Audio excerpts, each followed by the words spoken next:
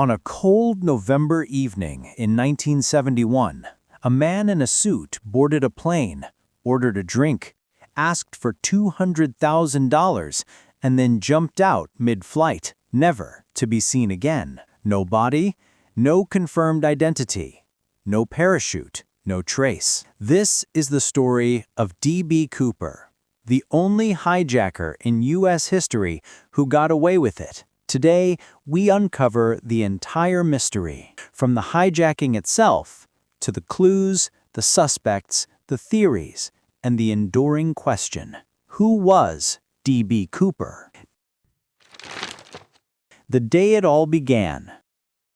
November 24th, 1971, Portland International Airport. A man in his mid-40s, wearing a suit, tie, and overcoat, quietly walked up to a ticket counter. He purchased a one-way ticket to Seattle. Name: Dan Cooper. He carried only a briefcase. Nothing seemed unusual. Passengers later described him as calm, polite, well-spoken, almost forgettable. No one knew they were sitting beside a man who would become a modern legend. Miss, I have a bomb. 20 minutes after takeoff, Cooper handed a note to Florence Schaffner. She initially slipped it into her pocket, thinking it was a phone number. But Cooper leaned in and whispered, "Miss, you'd better read that note.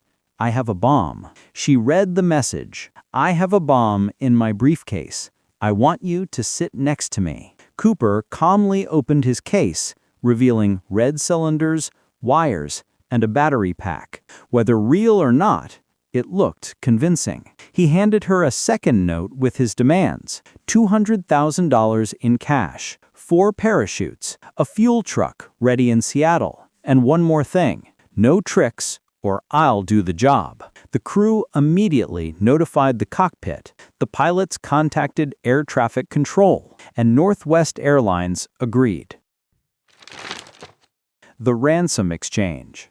For the next 2 hours, the plane circled Seattle as the FBI scrambled to gather the money and parachutes. Passengers were told there was a minor mechanical problem. When the plane finally landed, the cabin lights dimmed. Cooper ordered all shades closed. He didn't want snipers taking a shot. A ground crew approached slowly, handed over the money and parachutes, and Cooper released the passengers. But he kept the pilot, the co-pilot, the flight engineer, and a flight attendant. The hijacking was far from over. The escape plan.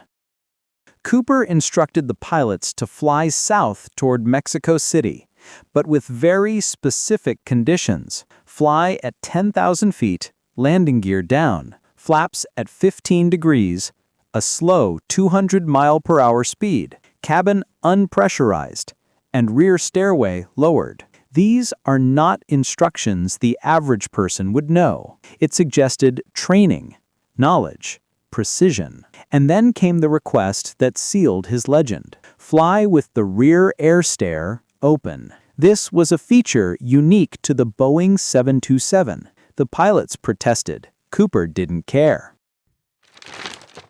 The jump. As the plane headed south, the crew felt a sudden shift, like the plane jolted upward. This happened at 8:13 p.m. This was the moment Cooper jumped into freezing wind, in a rainstorm, at night, over rough wilderness, with a bag containing $200,000 strapped to his body. He wore loafers, a suit, a trench coat, a basic parachute, no special gear, no helmet, no altimeter. What kind of man does this and survives? The massive FBI search. The FBI launched one of the largest manhunts in American history. Hundreds of men searched forests, rivers, mountains. What they found? No parachute, no body, no clothing, no equipment, no confirmed evidence. It was as if Cooper had evaporated. But 9 years later, a boy made a shocking discovery. The money found. 1980. A family camping near the Columbia River discovered rotting bundles of cash, $5,800 in total, still wrapped in rubber bands. The serial numbers matched Cooper's ransom money. But this only made things murkier. The location didn't match the FBI's predicted drop zone. The river flow didn't line up with the flight path, and the condition of the money raised more questions than answers. Did Cooper bury it, lose it, or was he long dead by the time it washed ashore? No one knows. The suspects. The FBI investigated over 800 suspects. Only a handful were serious contenders. 1. Richard Floyd McCoy, a skyjacker who copied Cooper's method months later. But his appearance didn't match. He couldn't have been in two places at once. The FBI ruled him out. 2. Kenneth Christensen, a former Northwest Airlines employee with parachute knowledge, Boeing 727 familiarity, and a suspicious increase in wealth. Some believe he's the closest match. 3. Robert Rackstraw, former Army helicopter pilot, had survival skills, a sketchy background, but the FBI said he wasn't their guy. 4. William Gossett, veteran, parachuter, supposed deathbed confession, but no evidence. 5. Lynn Doyle Cooper, named by a relative who claimed he came home bloody after the hijacking, but again, no solid proof. Despite thousands of hours of investigation, interviewing, and searching, no suspect was ever confirmed. The leading theories. Theory 1. Cooper died in the jump.